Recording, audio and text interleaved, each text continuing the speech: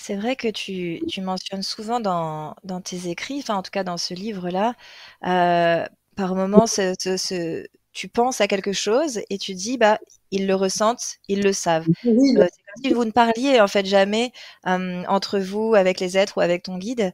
Et tout de suite, c'est, voilà, je pense à ça et il me répond. Et puis, la manière dont tu le décris à chaque fois, c'est d'une telle simplicité. Il y a une sorte d'évidence, tu sais, cette simplicité de je ressens, il me fait ressentir ou même, c'est assez incroyable ces moments de c'est vrai qu'il y a des traversées que tu racontes qui sont déjà à lire assez prenantes, qui sont pas toujours rigolotes, hein, qui sont pas drôles. c'est pas tout. Heu, Non. non, il y a des petits moments où je faisais des pauses en me disant: «Ouf, c'est sympa». Mon fils me disait: «Tu me lis à haute voix, maman?» «Non, heu, pas maintenant» Non. et et en fait, quand il y a des moments où tu parles un peu de où tu ressens heu, une sorte de peur qui monte ou d'interrogation en tout cas en toi et que juste il te regarde, il pose la main sur ton cœur et en quelques secondes, une sensation de sérénité et de simplicité et c'est vraiment quelque chose qui ressort. C'est impressionnant ça, ce que tu décris là. Et puis, en même temps, c'est de dire aussi, bon, fais attention à ce que tu vis, c'est l'ego qui parle ou c'est le mental qui parle. Mmh. Et c'est ce qui nous active beaucoup dans notre période de la Terre, quoi. Je veux dire, les humains sont à un niveau très mental, très, je dirais pas égotique, mais ah ben pourquoi, par exemple, bon, est-ce que ça vaut le coup de raconter ça? Ou je me posais cette question, ou alors je me disais bon, j'étais découragée par moments en me disant mais alors si on est comme ça, est-ce qu'on va finir par s'en sortir quoi? Avec certains épisodes qui me montraient, je me disais mais c'est l'ego qui parle, c'est ton mental qui parle, ton mental inférieur. Et là, ça me reconnectait à une autre essence qu'on a tous et qui me remettait sur les rails, quoi, qui me disait, non, effectivement, quoi, qui suis-je pour pouvoir juger si c'est bon, si c'est mauvais? Parce qu'en fait, je sais que c'est une période complètement initiatique et que cette période, elle peut être douloureuse, ça, je n'en doute pas. Elle peut être difficile, elle peut être compliquée, tout ce que vous voulez, mais c'est un passage initiatique et on ne peut pas l'éviter. C'est-à-dire que il est là parce que quelque part, l'humanité l'a voulu. Je veux dire, on n'a pas un monde comme ça qui, tout d'un coup, ou un problème qui nous tombe dessus, et nous, on est innocents, et on se dit, nous sommes de grandes victimes. Non, pas du tout. Il faut sortir du rôle de victime en se disant, bon, maintenant, ok, on a été les plus grands prédateurs de la planète Terre, ben maintenant, on répare les dégâts. Qu'est-ce qu'on fait avec ça? Et puis, jusqu'où on a envie d'aller? Qu'est-ce qu'on a envie de faire? Et c'est ça les Mmh. questions à se poser vraiment.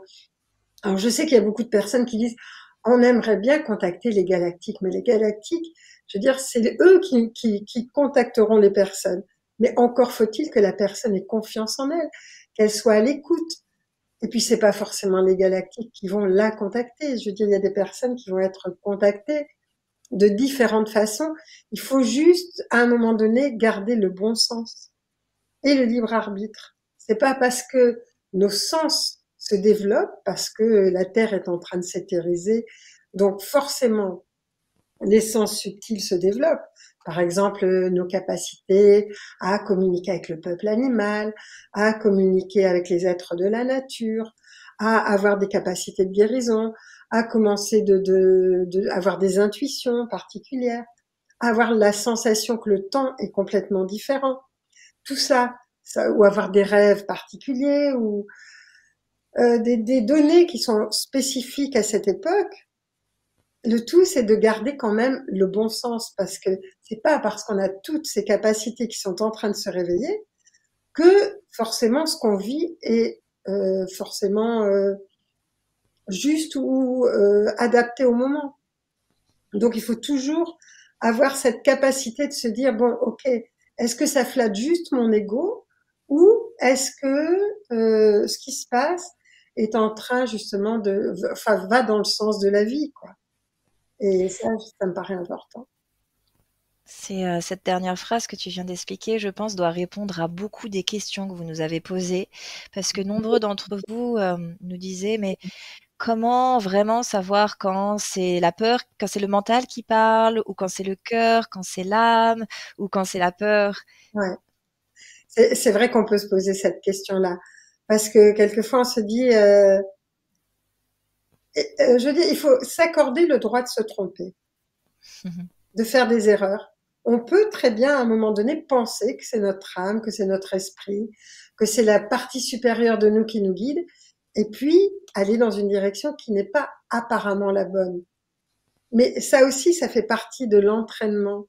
Je dis, il faut le prendre comme quelque chose qui, je veux dire, c'est comme un enfant qui tombe, il se relève, mais on apprend à se relever. Et c'est ça aussi, ça en fait partie. C'est nécessaire. On peut pas penser que immédiatement, ce qu'on va recevoir comme message va être juste. Il est peut-être entaché par nos émotions, il est peut-être entaché par ce qu'on est en train de vivre. Mais il faut aussi accepter de ne pas être parfait. C'est important. Et de se dire, bah oui, ok, j'ai cette intuition-là, on va voir si elle est juste, si ça cadre, et puis si je me suis trompée, bah ok, c'est pas grave. C'est, ok, je vais changer de route, ou je vais m'exercer différemment, ou je vais écouter un peu plus attentivement.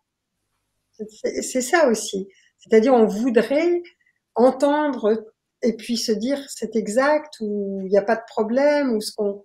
Mais je veux dire, on met du temps. Moi, je veux dire, par exemple, pour faire les expériences de sortir du corps, bien que étant habituée dans d'autres vies à les faire, j'ai quand même passé 7 ans à exercer mes différents corps pour savoir où j'allais, pour contacter des mondes qui étaient glauques et puis savoir à quoi ça correspondait, pour entrer dans des mondes de lumière, pour voir qu'il y avait plusieurs étapes, pour voir que mes pensées ou l'état, la qualité de l'amour que je pouvais émaner pouvait changer le plan vibratoire sur lequel j'allais. Je veux dire, ça s'est pas fait en une seconde, ça s'est pas Mm. fait en une journée. Donc même si les choses s'accélèrent maintenant, ça ne veut pas dire qu'il faille pas un entraînement. Ouais. C'est ça. Et je dis, il faut l'accepter aussi.